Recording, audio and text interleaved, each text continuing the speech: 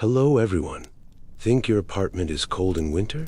Wait until you hear what people in medieval castles experienced. I'm talking about the frost that forms inside their bedrooms, frost on the walls while they sleep. Today, I'm going to blow your mind with the crazy survival tactics medieval people used to keep from freezing to death in those romantic stone castles. And believe me, after you hear the story what they did to their dogs, you'll never look at castle movies the same way again. But first, hit that like button, because what I'm about to tell you about medieval heating will make you appreciate your thermostat like never before.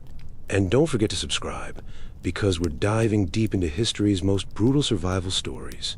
So, picture this. It's February 1347. You're a noble living in what looks like paradise from the outside, but inside, it's basically a giant stone freezer designed to kill you. The same walls built to stop enemy armies also trap deadly cold air. We're talking about temperatures so low that people's breath would freeze on their bed curtains overnight. Ready to find out how they survived? Let's get started. You step through the heavy oak door into your chamber, and immediately the reality hits you like a physical blow. The air is so cold it seems to bite at your lungs with each breath. This is February in a 13th century English castle, and survival through the night will require every trick, every layer, every fragment of heat you can muster. The stone walls rise around you like the ribs of some massive, sleeping beast, beautiful in their strength, merciless in their cold. Medieval castles were marvels of military engineering, designed to withstand siege engines and armies. But comfort, warmth, these were afterthoughts, luxuries that the architects never seriously considered. Those same walls that could deflect a battering ram also trapped winter, air like a giant stone refrigerator. Once the sun disappeared behind the hills, the temperature inside plummeted almost as rapidly as outside. The irony was profound and cruel. The very features that made castles impregnable fortresses also made them nearly uninhabitable during winter months. Thick walls that laughed at catapult stones also absorbed cold like massive thermal sinks, radiating chill for months after the first frost. Arrow slits that gave archers perfect shooting positions also channeled icy winds directly into living spaces. Murder holes designed to rain death on invaders became funnels for Arctic air. Walk across the flagstones of your chamber, and you feel it immediately through the leather soles of your boots. The floor radiates cold upward, a constant chill that seeps through cloth and skin. These stones have absorbed months of winter, and they release it slowly, steadily, like a curse that renews itself each dawn. The architectural challenges of castle living went far beyond simple cold. Stone construction, while providing security, created a perfect storm of thermal disasters. The massive blocks used in castle walls were quarried from local sources and fitted together with primitive mortar. Over time, this mortar cracked and crumbled, creating thousands of tiny gaps that channel cold air directly into living spaces. The walls themselves present their own challenge. 12 feet thick in some places, they were built to stop arrows and swords, not drafts. But medieval masonry was far from airtight. Wind found every tiny gap between stones, every loose mortar joint, every crack that had opened during the last harsh season. You might spend an hour stuffing rags and clay into these openings, only to discover new ones the next morning.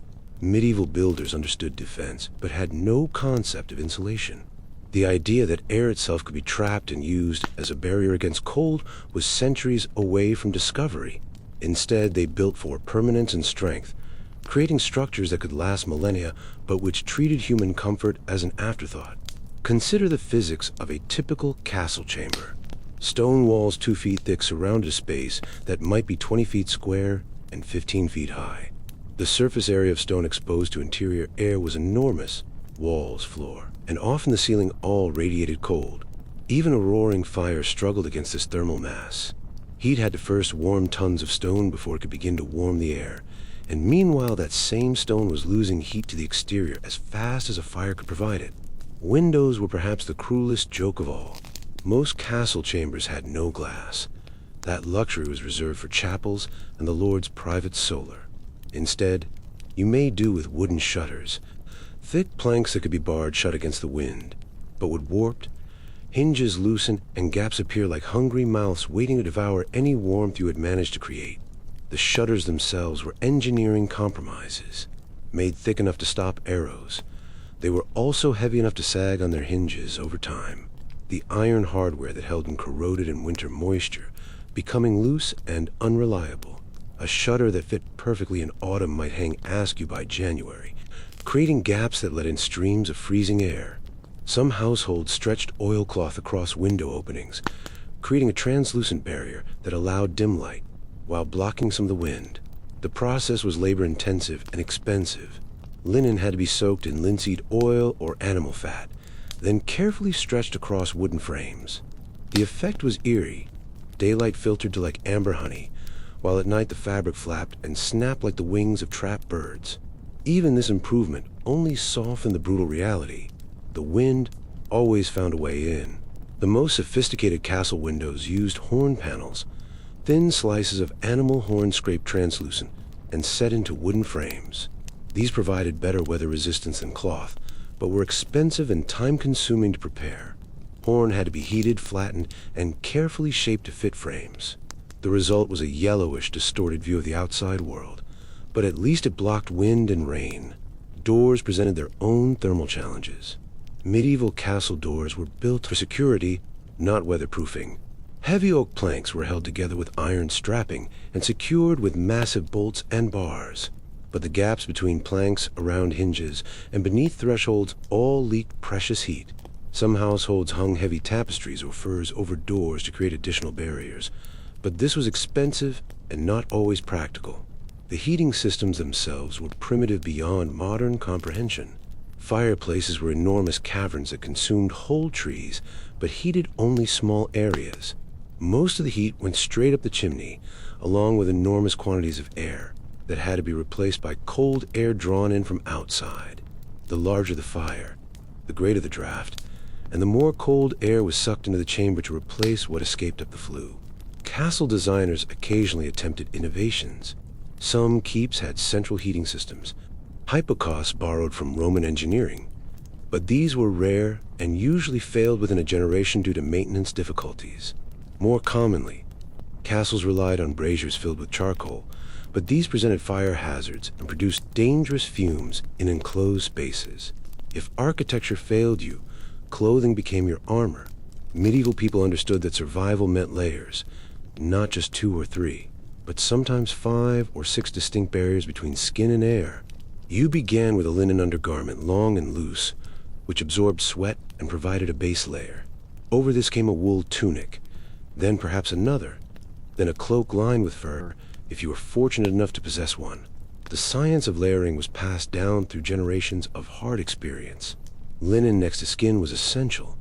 It wicked moisture away from the body and could be washed more easily than wool. Wool came next because it retained warmth even when damp, unlike linen, which became dangerously cold when wet. Outer layers were often treated with oil or wax to repel moisture and wind. But the real innovation was the nightcap, a small cloth hat tied snugly under the chin. Medical wisdom of the time correctly identified that enormous amounts of body heat escaped through the head. Sleep without covering your scalp, and you might wake with frost in your hair. The sight was common enough that chroniclers barely mentioned it, noting it as casually as they might record the weather. Nightcaps came in various styles depending on wealth and region. The simplest were squares of linen tied under the chin. Wealthier households had caps with ear flaps and ties, sometimes lined with fur. The very wealthy commissioned silk caps embroidered with gold thread, not for vanity, but because silk was warmer than linen, and embroidery created additional layers of insulation. Wool socks were wrapped around feet, then covered with leather boots even in bed. Some people bound their hands in strips of linen, creating primitive mittens. You learned to sleep like a mummy, wrapped and swaddled until movement became difficult. But immobility was a small price for survival. The extremities required special attention. Fingers and toes were most vulnerable to frostbite, and medieval people developed elaborate systems for protecting them. Mittens were preferred over gloves because they allowed fingers to share warmth. Feet were wrapped in wool, then covered with leather, then sometimes wrapped again in fur or additional cloth. Medieval medicine understood the circulation system well enough to know that keeping the core warm helped maintain heat in extremities. This led to the development of body warmers. Heated stones or metal objects placed against the torso to warm blood before it circulated to hands and feet. The wealthy experimented with fur. Ermine, fox, sable. These weren't just status symbols, but genuine life-saving tools. A fur-lined cloak could mean the difference between a miserable night and a deadly one. Nobles collected fur bedding with the intensity of modern people collecting insurance policies. Their household inventories read like catalogs of animal pelts. 6 fox throws, 2 wolf skins, a bearskin coverlet that required for servants to carry. Fur selection was a specialized skill. Different animals provided different types of insulation. Sheep provided bulk and moderate warmth at low cost. Fox fur was dense and trapped air well. Ermine was lightweight but incredibly warm. Bear fur was heavy but virtually windproof. Wolf fur repelled moisture while maintaining insulation when wet. The preparation of furs was equally specialized. Pelts had to be properly tanned to prevent rotting, treated to prevent insect infestation, and sometimes lined with cloth to make them more comfortable against skin. Poor preparation could result in furs that were worse than useless, cold, stiff, and rank-smelling. Layering strategies varied by social class and available materials. Peasants might wear the same wool tunic day and night, adding cloaks and wraps as needed. Merchants could afford linen undergarments and multiple wool layers. Nobles had specialized sleeping garments, day clothes, and elaborate systems of cloaks and furs. The psychology of layering was as important as the physics. Each additional layer represented security, a barrier between the wearer and death. People counted their layers like armor, knowing that insufficient protection could be fatal. The ritual of adding layers became a form of prayer, a desperate hope that this night's preparation would be sufficient. Your bed was not just furniture, it was a survival system. The 4-poster design that we associate with medieval luxury served a crucial practical purpose. Those tall posts supported heavy curtains that, when drawn, create a micro-environment within a larger chamber. This bed tent trapped your body heat, your breath, the warmth from your many layers of clothing and bedding. Medieval beds were engineering marvels disguised as furniture. The frame had to be sturdy enough to support not just a sleeper, but enormous weights of bedding, curtains, and sometimes multiple occupants. Oak was preferred for its strength and resistance to warping. The posts were often 8 feet tall or more, creating a substantial enclosed space when curtains were drawn. Step inside such an enclosed bed, and the difference was immediately noticeable. The air might still be frigid, but it was no longer moving. Your exhale breath warmed enclosed space degree by precious degree. The heavy wool curtains, often lined with additional fabric, blocked drafts that made the outer chamber unbearable. The curtains themselves were marvels of medieval textile engineering. They had to be heavy enough to block drafts, but not so heavy that they collapsed the bed frame. Wool was a material of choice, often woven in double thickness and lined with linen for durability. The weaving patterns were designed to trap air, loose enough to allow some circulation, but tight enough to block wind. Curtain hardware was equally sophisticated. Rings had to slide smoothly on rods while supporting substantial weight. Ties and fasteners allowed curtains to be secured tightly when drawn. Some beds had multiple layers of curtains, a light inner layer for privacy and a heavy outer layer for warmth. The mattress itself was a carefully engineered system. Straw formed the base. Cheap and relatively warm, they were harbored fleas and needed constant refreshing. Those who could afford it topped this with feather bedded. A thick sack stuff would goose down that cradled the body while providing insulation. Some beds were so thick with layers that climbing into them required a small step stool. Straw mattresses were more sophisticated than they might seem. Different types of straw provided different sleeping qualities. Wheat straw was soft but compressed quickly. Oat straw held its shape better, but was coarser. Rye straw was considered best for durability. The straw had to be completely dry when stuffed into ticking, or it would rot and become a health hazard. Feather beds represented the height of medieval luxury. Goose down was preferred because it was light and compressible while providing excellent insulation. Duck feathers were cheaper but heavier. Chicken feathers were used only by those who could afford nothing better, as they provided poor insulation and tended to poke through ticking. The preparation of feather beds was a specialized craft. Feathers had to be cleaned, sorted, and treated to prevent insect infestation. They were often mixed with herbs like lavender or pennyroyal to discourage fleas and provide pleasant scents. The ticking, the cloth covering, had to be woven in tightly enough to contain feathers while allowing air circulation. But the real secret was the warming pan. Before you even approached the bed, servants would slide this long-handled brass contraption between the sheets. Filled with glowing coals, it transformed ice-cold linen into something approaching comfort. The pan had to be moved constantly to avoid scorching the fabric. But for those precious minutes after it was withdrawn, the bed felt almost tropical. Warming pans were sophisticated devices requiring skilled operation. The pan itself was made of brass or copper for good heat conduction. The handle was long enough to keep hands away from heat, but balanced enough to allow precise control. The lid had holes to allow air circulation while preventing coals from spilling. Using a warming pan required technique passed down through generations of servants. The coals had to be the right temperature, hot enough to provide heat, but not so hot as to scorch fabric. The pan had to be moved in continuous patterns to avoid concentrating heat in one spot. Timing was critical. Too long and bedding caught fire, too short and no warmth was transferred. Some households used heated stones instead of warming pans. River rocks were preferred because they held heat well and were less likely to crack from thermal shock. The stones were heated in fires, wrapped in cloth to prevent burns, and placed strategically in beds. Multiple stones could provide heat for hours, though they had to be replaced several times through the night. Bad positioning within chambers was carefully planned. The head of the bed was placed away from windows and doors to minimize drafts. Some beds were built into alcoves or corners where two walls could provide additional wind protection. Tapestries were hung behind beds to create additional barriers against cold stone walls. Medieval people understood something we've forgotten. Shared body heat was often the difference between life and death. Privacy was a luxury few could afford in winter. Families crowded together. Servants slept in their masters' chambers, and even noble households accepted that survival trumped propriety. The social dynamics of shared warmth created temporary hierarchies based on heat production rather than birth rank. Large adult males generated the most heat and were often positioned centrally in group sleeping arrangements. Children and elderly people, who generated less heat, were placed between warmer bodies. Pregnant women received priority placement near heat sources. Children slept 3 or 4 to a bed, their small bodies generating collective warmth. Parents often brought infants into their own beds, not from sentiment but from necessity. A baby left alone in a cold chamber might not survive a night.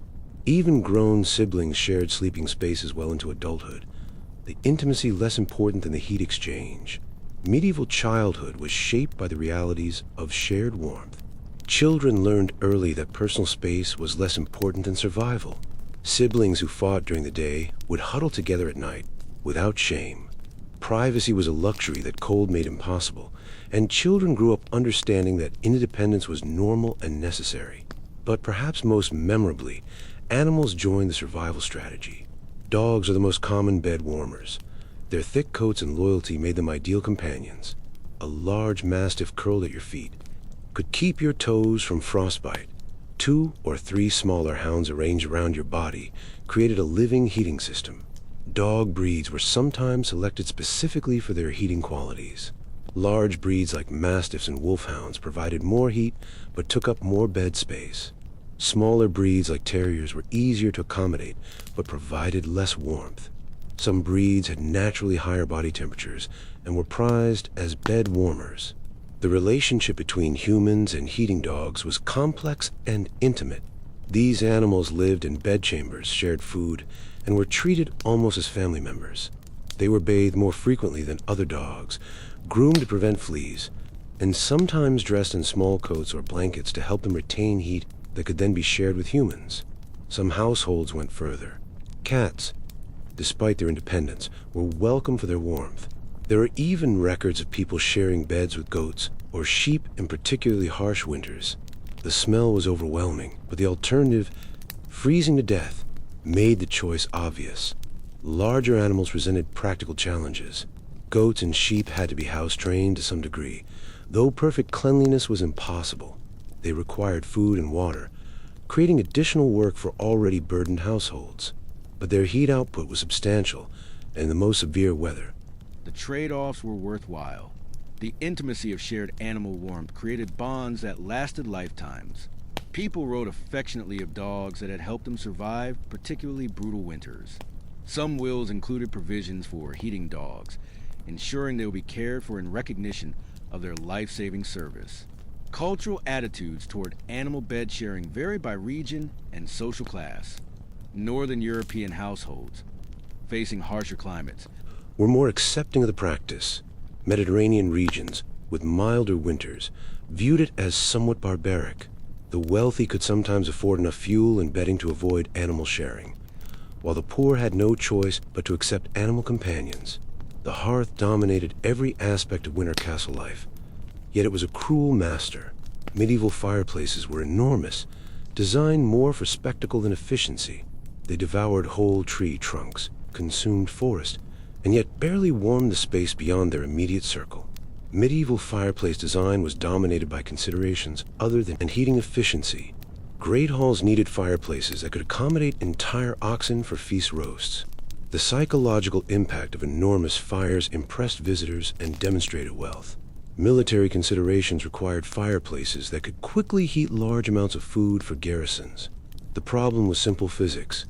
The larger the fireplace, the more heat escaped up the chimney. You could feed an ox into some of these great hearths, and yet if you stepped 10 feet away, your breath still misted in the frigid air. The fire created a small zone of tolerable temperature, but the vast chamber beyond remained hostile. Chimney construction was primitive by modern standards. Most were simple stone shaft with no dampers or baffles to control airflow. They drew enormous quantities of air up and out of chambers, creating draft that pulled cold air into every gap and crack. The bigger the fire, the stronger the draft, and the colder the chamber became away from the immediate fire zone. Tending the fire became a constant ritual. Servants took shifts through the night, rising every few hours to add logs, stir coals, and pray that the embers wouldn't die. Let the fire go out completely, and relighting it could take hours. Hours during which the chamber became uninhabitable. Fire maintenance was a skilled craft passed down through generations. Banking fires of the night required arranging logs and coals, so they would burn slowly and steadily without going out. Too much air and the fire burned hot, but died quickly. Too little air and the fire smothered.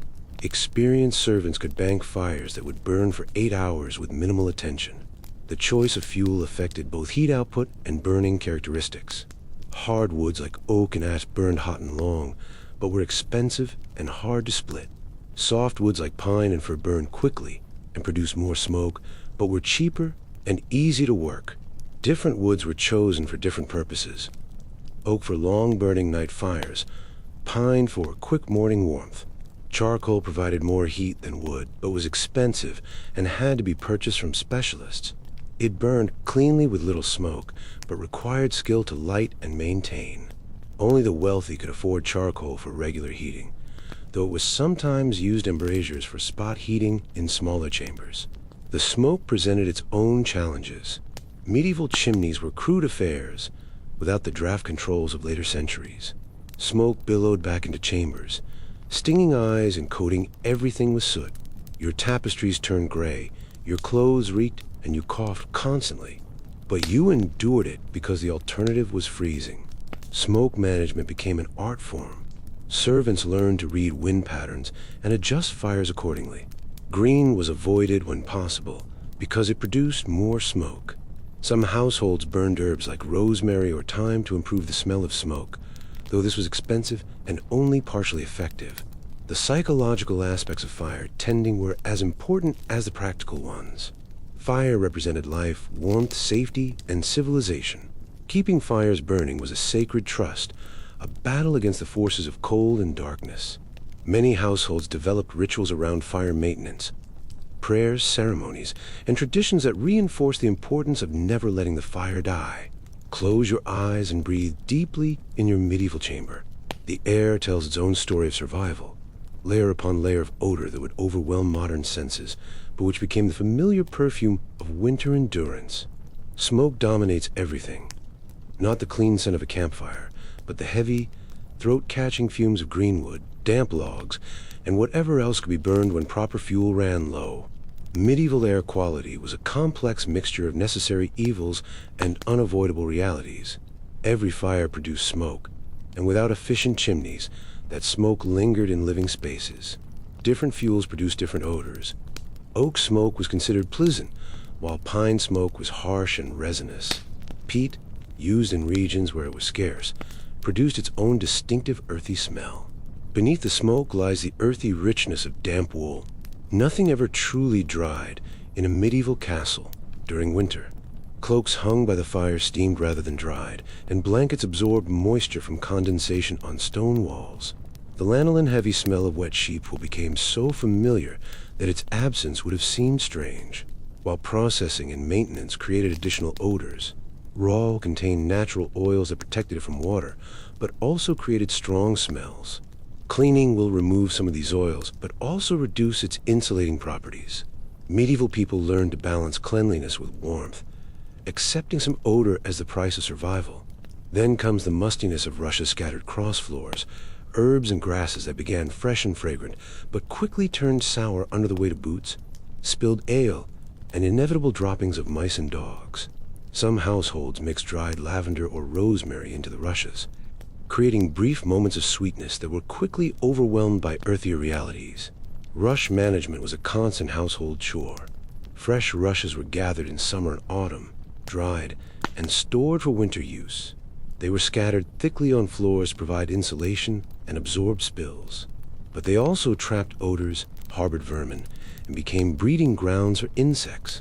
Regular replacement was necessary but expensive in terms of labor and materials. Human odor was constant and unavoidable. Bodies rarely saw hot water. Clothes were worn for weeks without washing, and the close quarters meant that every breath carried the scent of your companions. Yet this too became part of the survival strategy. The familiar smell of family and fellow residents meant safety, warmth, shared endurance. Medieval hygiene was limited by practical considerations. Hot water required fuel to heat. Soap was expensive, and clean clothing required resources many households couldn't afford. People developed strategies to minimize odor, changing linen underwear when possible, using herbs and perfumes, and accepting that some smell was inevitable. Food odors added their own complexity to the atmospheric mixture. Cooking smells lingered in halls and chambers. Spilled ale fermented in floor rushes. Stored foods, cheese, preserved meats, root vegetables, all contribute their distinctive scents. During winter, when fresh air circulation was minimal, these odors concentrated and intensified. The psychological impact of these smells was profound. Familiar odors meant home, safety, and community. Strange smells might indicate danger, illness, or unwelcome visitors. Medieval people developed sensitive noses that could detect subtle changes in their environment, using smell as an early warning system. Some households attempted odor control through various means. Herbs were burned in braziers or scattered on floors. Perfumes were used when affordable.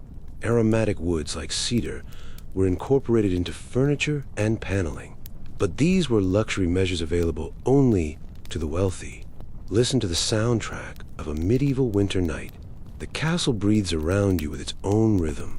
Wind finds every gap in the masonry, creating a constant low moan that rises and falls like a living thing.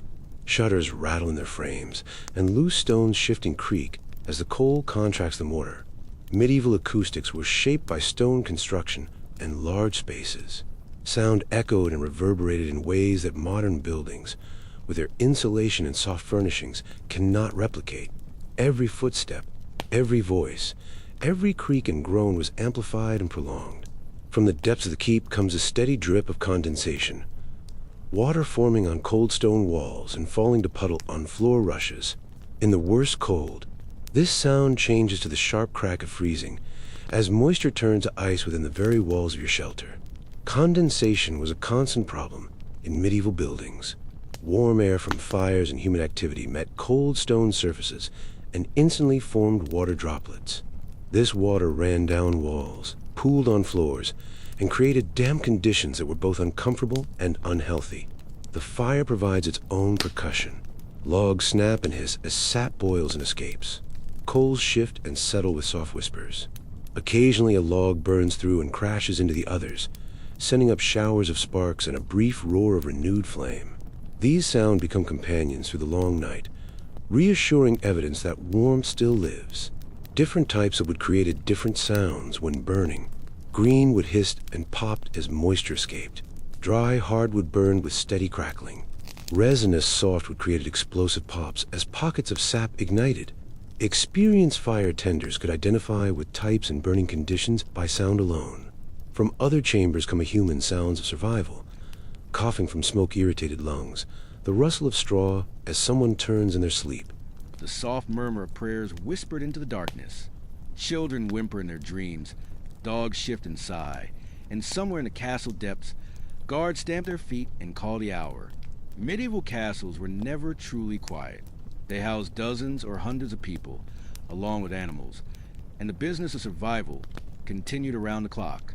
Servants tended fires, guards walked patrols, and people rose frequently during the night to attend to various needs. The architectural acoustics of castles created unique sound environments. Stone walls and vaulted ceilings reflected and amplified sounds. Spiral staircases acted as echo chambers. Great halls created cathedral-like reverberations. Privacy was difficult to achieve, and sounds traveled throughout the structure in unexpected ways. Your last meal before sleep was not just nourishment, but fuel for the night's survival. Medieval cooks understood that winter food needed to burn long and hot in the body's furnace. Thick potages made from barley, oats, and whatever vegetables could be stored became the foundation of cold weather survival. Medieval nutrition science, while lacking modern understanding of biochemistry, was based on centuries of practical experience. Cooks knew that certain foods provided more lasting energy than others.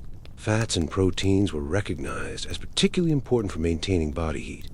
Even if the mechanisms weren't understood, these stews simmered for hours in great cauldrons, growing denser and richer as water evaporated. Root vegetables, turnips, parsnips, onions, added substance and flavor. When meat was available, it went into the pot as well, adding precious fat that would help bodies maintain heat through the dark hours. Pottage preparation was both art and science. The consistency had to be thick enough to be filling, but not so thick as to be unpalatable. Seasonings were added not just for flavor, but for their supposed warming properties. Salt was essential for preservation, but had to be used carefully because it was expensive. The wealthy enhanced their winter meals with imported spices, cinnamon, ginger, cloves, not just for flavor, but because medieval medicine believed these hot spices warmed the body from within. A cup of hippocras, wine heated with honey and exotic spices, was prescribed as much for survival as for pleasure. Spice selection was based on medieval medical theory that classified foods and medicines according to their heating or cooling properties. Hot spices like ginger and pepper were believed to increase internal body heat. Cold foods like lettuce were avoided in winter. While the theory was incorrect, many of the practices were beneficial. Even the humblest households had their warming rituals. Ale heated by plunging red-hot iron pokers into wooden cups, creating a hissing, steaming drink that burned the throat but spread warmth through the chest. Poured and rinsed with whatever fat could be spared. Bacon drippings, butter, even the precious grease from a Christmas goose saved for the coldest nights. The technology of drink warming was more sophisticated than it might appear. Iron pokers had to be heated to the right temperature, hot enough to warm the liquid, but not so hot as to crack wooden vessels. The technique required skill to avoid burning the ale or creating off flavors. The timing of meals mattered too. A heavy supper just before sleep gave the body fuel to burn through the night. Many households deliberately ate their largest meal at dusk, understanding that the process of digestion itself generated heat. Children were given extra portions when possible, their smaller bodies needing more fuel relative to their size to survive the cold. Medieval understanding of metabolism was intuitive rather than scientific, but often accurate. People recognized that digestion produced heat, and that this heat could help maintain body temperature through cold nights. They also understood that children and elderly people had different nutritional needs. Food preservation techniques were critical for winter survival. Root vegetables were stored in cool, dry places. Grains were kept in sealed containers to prevent spoilage. Meats were salted, smoked, or pickled. Dairy products were made into cheese. Every household had to plan carefully to ensure adequate nutrition through the winter months. Watch how a medieval household protected its most fragile members, and you see survival strategies stripped to its essence. Children and the elderly faced the greatest peril from cold, their bodies less able to generate and maintain heat. Their care required the community's most precious resources and constant vigilance.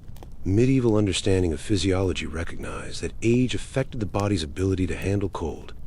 Even if the mechanisms weren't fully understood, infants were known to be at high risk because of their small size and inability to generate heat through movement. The elderly were recognized as vulnerable because their bodies produced less heat and their circulation was poorer. Infants were swaddled in layer upon layer of linen and wool, wrapped so thoroughly that only their faces showed. Cradles were kept as close to the fire as safety allowed, sometimes with heated stones wrapped in cloth placed near the baby's feet. Wet nurses often slept with their charges, sharing body heat through the coldest hours. Infant care in winter required constant attention. Babies couldn't regulate their body temperature effectively and could die from exposure even in relatively mild conditions. Swaddling served multiple purposes. It kept infants warm, prevented them from kicking off covers, and provided a sense of security. Children too young to understand the dangers were watched constantly. A child who kicked off blankets in sleep might not wake if the night was cold enough. Parents tied coverlets to bed frames, ensuring restless sleepers could not accidentally expose themselves to the killing air. Child mortality in winter was significantly higher than in warmer months. Parents lived with constant anxiety about their children's survival. Every cough, every fever, every restless night could be the beginning of a fatal illness. The cold wasn't just uncomfortable, it was deadly. The elderly faced different challenges. Their bodies produced less heat, and their thinner skin offered less protection. Grandparents were given the warmest spots near fires, the thickest furs, the most sheltered sleeping places. In some households, the old were allowed to sleep in kitchens during the worst weather, where the residual heat from cooking fires offered a few extra degrees of warmth. Elderly care required different strategies in child care. While children could be bundled up and confined for their safety, the elderly needed to maintain some mobility to prevent joint stiffness and circulation problems. They required more complex bedding arrangements and more frequent monitoring. Medieval medicine recognized these vulnerabilities, prescribing special treatments for the young and old. Heated wines fortified with herbs for the elderly, warm milk with honey for children, and for both groups, the constant application of heated stones wrapped in cloth to warm beds before sleep. The social organization of medieval households reflected these care needs. Servants were assigned specifically to tend children and elderly family members. Resources were allocated to ensure the most vulnerable had adequate protection. Sometimes this meant that healthy adults went without so that children and grandparents could survive. The psychological burden of caring for vulnerable family members added stress to already difficult conditions. Parents and adult children carried the weight of life and death decisions about resource allocation. The fear of losing loved ones to cold was constant and realistic. As darkness fell, medieval households engaged in elaborate rituals of preparation that would seem extreme to modern eyes, but which meant the difference between survival and death. These weren't superstitions, but practical ceremonies refined through generations of winter warfare. The evening preparation ritual began hours before sleep. It was a coordinated effort involving every member of the household, from the lord to the lowest servant. Each person had specific responsibilities, and failure to perform them properly could endanger everyone. The process began at sunset with the banking of fires. Servants carefully arranged logs and coals to burn slowly through the night, covering them with ash to prevent flames from dying while conserving fuel. The art of maintaining embers required skill passed down through families. Too much ash in the fire died. Too little and precious fuel was wasted in unnecessary flames. Fire banking was a precise science. The largest logs were placed at the back of the fireplace, arranged to burn slowly and provide long-lasting coals. Smaller pieces were positioned to catch and maintain flame. The entire arrangement was then covered with thin layer of ash that allowed just enough air circulation to keep embers alive while preventing rapid burning. Beds underwent their own preparation ritual. First came the warming pan, carried from bed to bed by servants who had learned to move it constantly to prevent scorching. The heated brass pan was slid between sheets, transforming ice-cold linen into something approaching comfort. Some households used heated stones instead, wrapped in cloth in place of the foot of beds where feet would rest. The warming pan ritual required perfect timing and technique. The pan had to be heated to the right temperature, hot enough to warm sheets, but not so hot as to burn them. It had to be moved in continuous patterns, never resting in one place long enough to scorch fabric. The servant performing this task needed steady hands and years of experience to avoid disaster. Clothing was arranged with military precision. Night garments were warmed by the fire before being put on, while caps were checked for holes and tied securely. Stockings were layered, first linen, then wool, sometimes a third layer if the cold was severe. Hands were wrapped in strips of cloth, creating primitive mittens that allowed some movement while preserving warmth. The clothing preparation ritual involved the entire household wardrobe. Garments were inspected for tears that might let in cold air.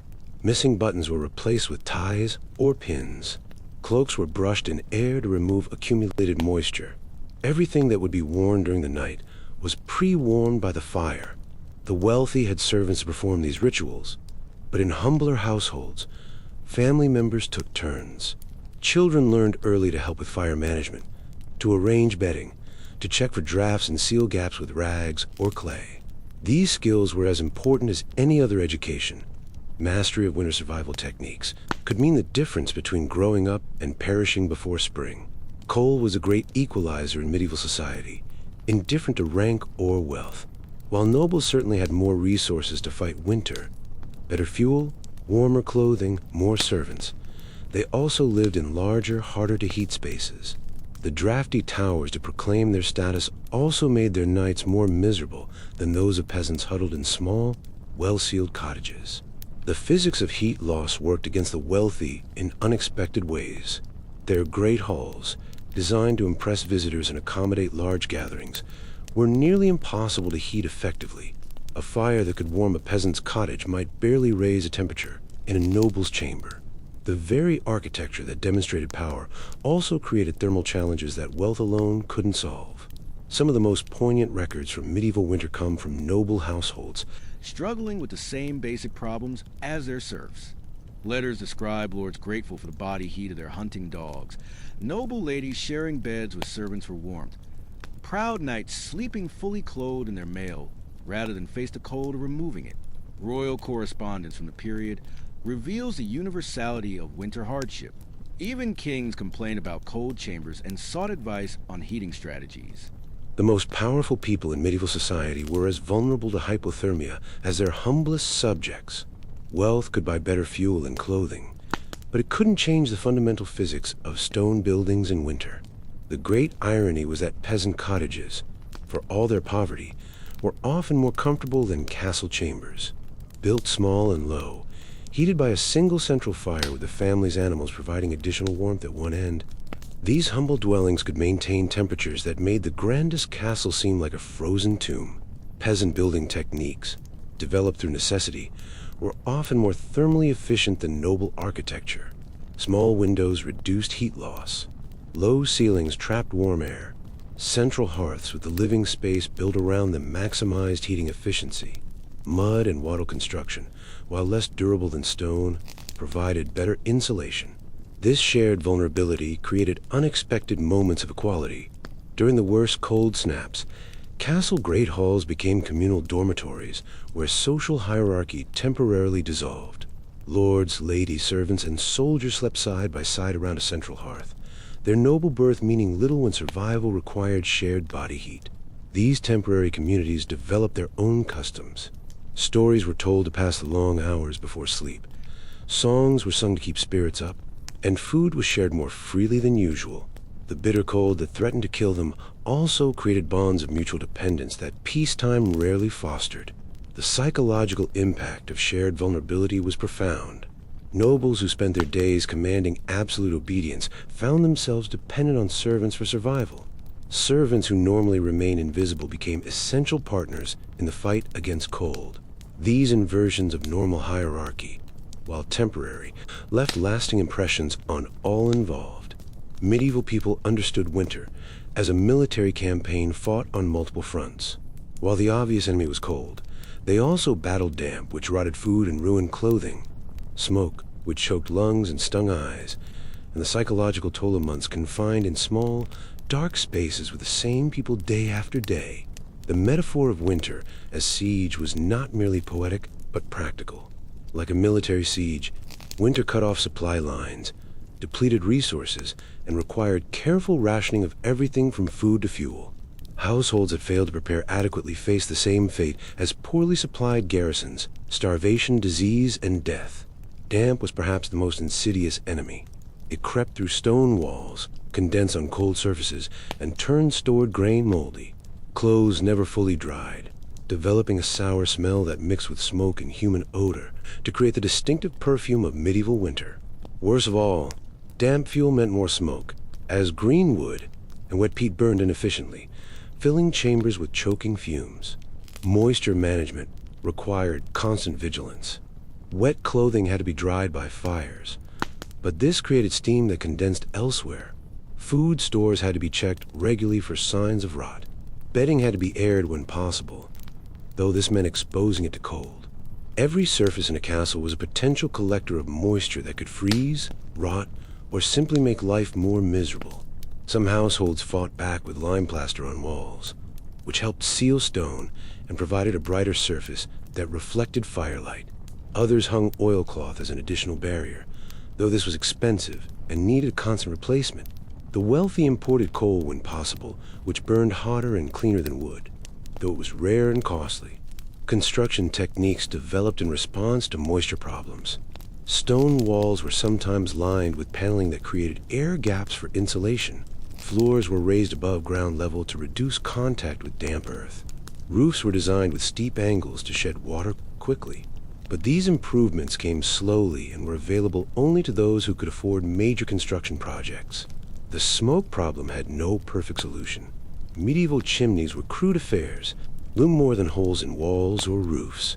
Drawing could be improved by building higher or adjusting the opening, but this required construction skills and resources most households lacked. Most people simply accepted smoke as the price of warmth, developing chronic coughs that were considered normal winter ailments. Smoke composition varied with fuel type and burning conditions. Green will produce the most irritating smoke, full of water vapor and organic compounds. Dry would burn cleaner, but was often in short supply. Peat and coal, when available, produced different types of smoke with their own health impacts. Medieval people learned to read smoke like weather, adjusting their activities based on burning conditions. The psychological challenges of winter confinement were as real as the physical ones. Months to close quarters, limited sunlight, and constant survival stress created tensions that could explode into violence. Medieval records include numerous accounts of winter murders, family feuds, and mental breakdowns attributed to cabin fever long before the term was coined. Medieval sleep was not the continuous 8-hour block that modern people expect. Instead, winter nights were typically divided into segments. First sleep, a period of wakefulness around midnight, and second sleep until dawn. This pattern, called segmented sleep by modern researchers, was partly natural adaptation to long winter nights and partly practical necessity. The segmented sleep pattern was so universal in medieval times that it was rarely commented upon in contemporary sources. It was simply the normal way that humans experience night. The division between first and second sleep was as natural and expected as a division between morning and afternoon. The midnight waking served crucial functions. Someone needed to tend fires, check on children and elderly family members, and listen for sound that might indicate danger, from thieves, wild animals, or structural damage to the building. These nocturnal vigils were often communal, with family members gathering around a bank fire to share quiet conversation, prayers, or simple companionship. Night watches were organized systematically in larger households. Servants took turns monitoring fires, checking on livestock, and watching for signs of danger. Guards walked patrols even in the coldest weather. The night was never empty of human activity, and a segmented sleep pattern ensured that someone was always alert and responsible. During these interludes, people performed tasks impossible in full daylight: repairs of clothing or equipment, quiet planning for the next day's survival needs, or intimate conversations between family members who rarely had privacy during busy daylight hours. Some households used this time for bathing, heating water during the day, and using it for washing during the warm period around the midnight fire. The quality of activities during night waking vary by household and season. In the depths of winter, people might simply sit quietly by the fire, conserving energy and sharing warmth. During milder periods, more active pursuits were possible: mending, cooking, or even light craft work. The wealthy might read by firelight, though this was expensive in terms of both books and fuel. The return to sleep required its own rituals. Fires were re-stoked, beds re-warmed with pans or stones, and a whole elaborate process of layering blankets and clothing was repeated. By dawn, most people had actually slept less than they would in summer, but the segmented pattern made the long nights more bearable and ensured constant vigilance against the cold. Sleep quality during medieval winters was poor by modern standards. Constant interruptions, uncomfortable conditions, and survival anxiety combined to create shallow, restless sleep. People woke tired and often remained tired throughout the day. This chronic exhaustion was accepted as a normal part of winter life. What strikes a modern observer about medieval winter survival is not just the physical hardships endured, but the psychological resilience that made such endurance possible. These were not people grimly waiting for spring, but communities have found ways to create joy, beauty, and meaning within the depths of winter's grip. Medieval resilience was built on practical foundations. People who expected hardship were better prepared to endure it. Communities that shared resources and responsibilities were stronger than individuals facing challenges alone. Cultural traditions that celebrated survival and endurance provided psychological frameworks for coping with difficulty. They turned necessity into art, creating elaborate tapestries that served as both insulation and beauty. They developed sophisticated storytelling traditions that made long nights pass more quickly. They created music and songs that celebrated survival, turning the victory over each night's cold into a kind of triumph worthy of commemoration. The integration of beauty and function was complete in medieval culture. Tapestries weren't just decorative, they were essential insulation. But this didn't diminish their artistic value. If anything, the knowledge that these textiles were literally life-saving made them more precious and meaningful. The wealthy commissioned illuminated manuscripts that glowed like jewels in firelight, while the poor carved simple decorations into wooden bowls and tools. Beauty was not abandoned in the face of survival. It was integrated into it, making the harsh realities of winter more bearable through small touches of grace and loveliness. Artistic production during winter months had practical advantages. Long, dark evenings provided time for detailed work. Sedentary activities like embroidery or carving could be performed while staying close to heat sources. The finished products provided both aesthetic pleasure and practical value. Even the rituals of survival became meaningful ceremonies. The lighting of candles was not just practical illumination, but a daily victory over darkness. The sharing of food became communion. The banking of fires became a sacred trust, passing the gift of warmth from one generation to the next. Religious and spiritual frameworks provided additional psychological support. Winter was seen as a test of faith, an opportunity to demonstrate devotion through suffering. The promise of spring and resurrection gave meaning to current hardship. Prayer and ritual marked time and provided hope during the darkest months. Community celebrations during winter served multiple purposes. They provided psychological relief from the monotony of survival. They reinforced social bonds that were essential for mutual support. They distributed resources more equitably through shared feasting. And they created positive memories that helped people endure future hardships. Every morning that dawned in a medieval castle was a small Easter, a resurrection from the little death of winter night. The first task was always the same: coaxing life back into the embers that had been faithfully maintained through the dark hours. This was not just a practical chore, but a ritual of renewal, proof that another night had been survived. The morning fire represented triumph over the forces of darkness and death.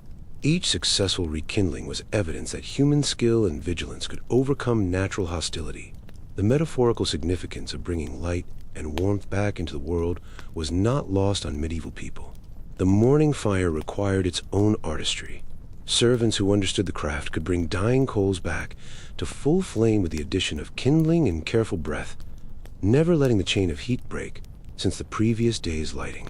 Those less skilled might have to restart from scratch, a cold, time-consuming process that could take an hour or more. Fire starting from scratch was a dreaded possibility that haunted every household. Without matches or reliable ignition sources, creating fire required steel, flint, and dry tinder.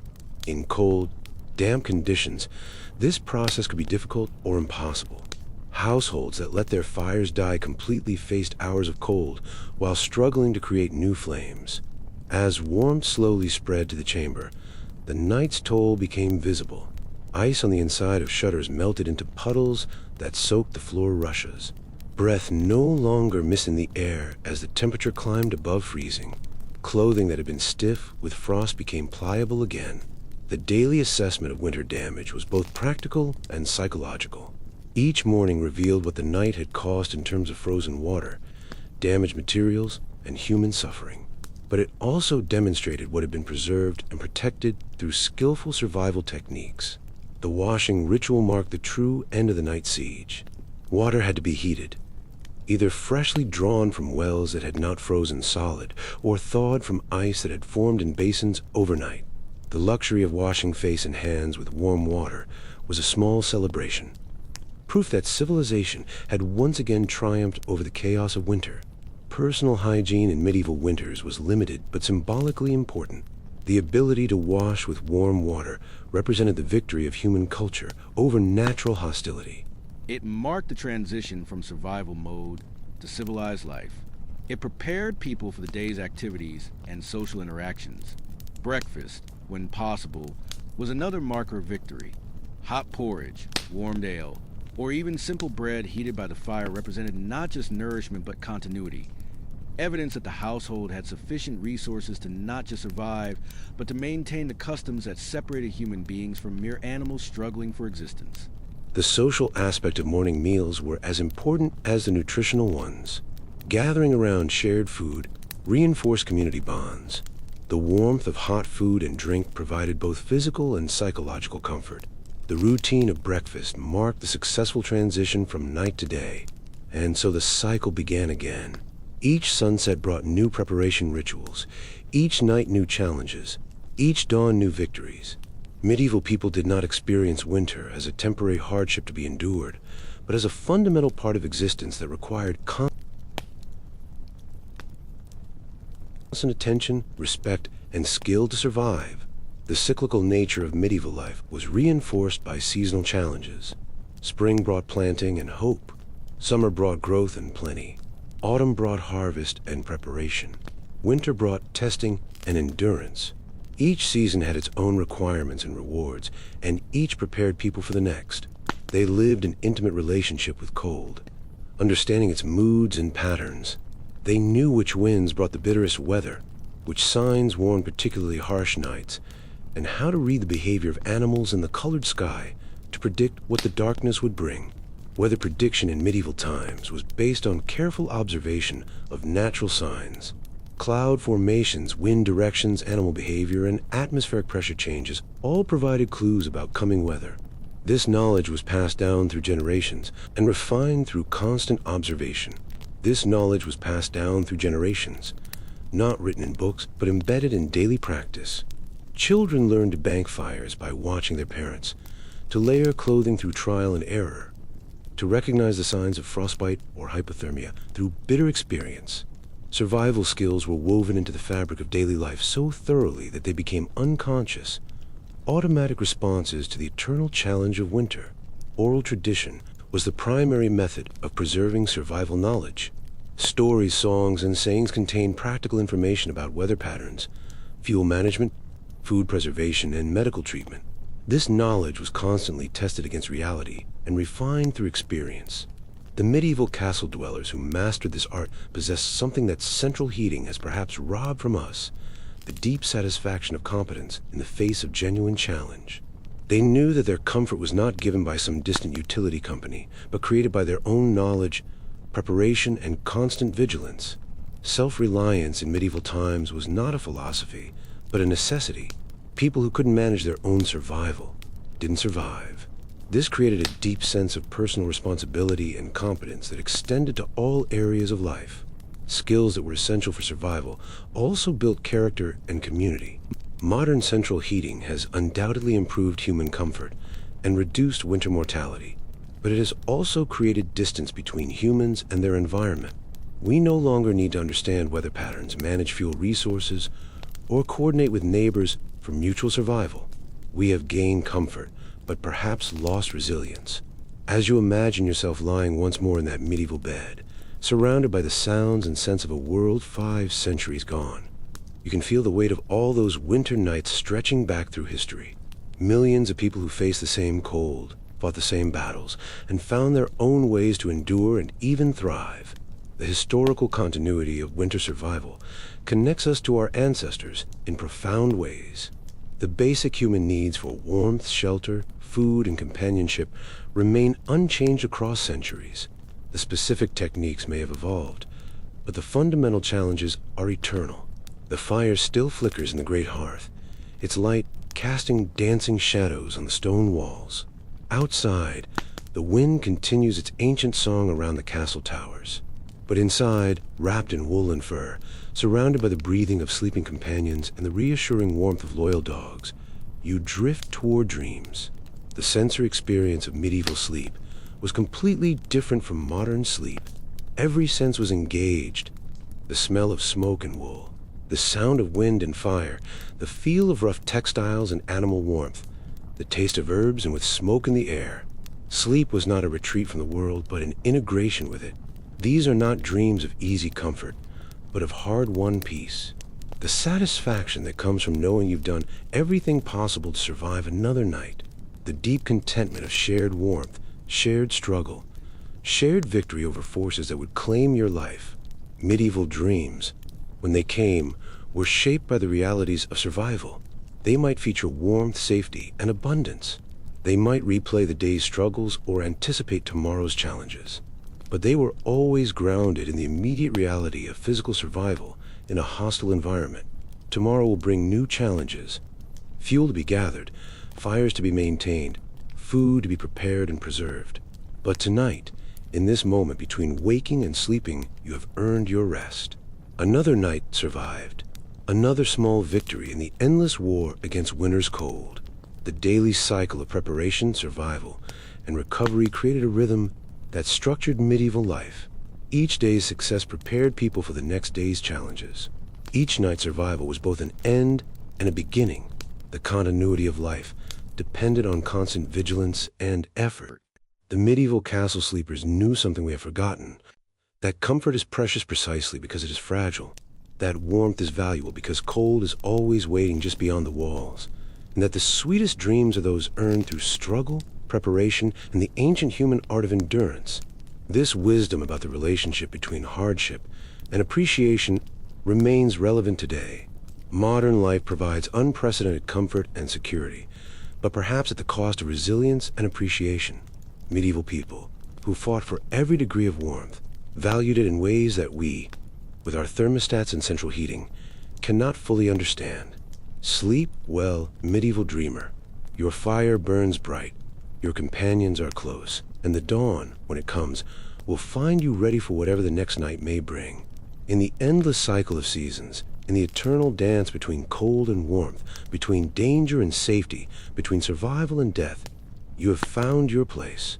You have learned the art of endurance, the science of survival, and the deep satisfaction of making it through another night against all odds. The story never truly ends because winter always returns, and with it the eternal human challenge of finding warmth in a cold world, light in darkness, and hope in the face of hardship. Each generation learns anew the lessons of their ancestors knew by heart, that survival requires preparation, community, and the unshakable determination to keep the fire burning, no matter how fierce the wind, no matter how long the night.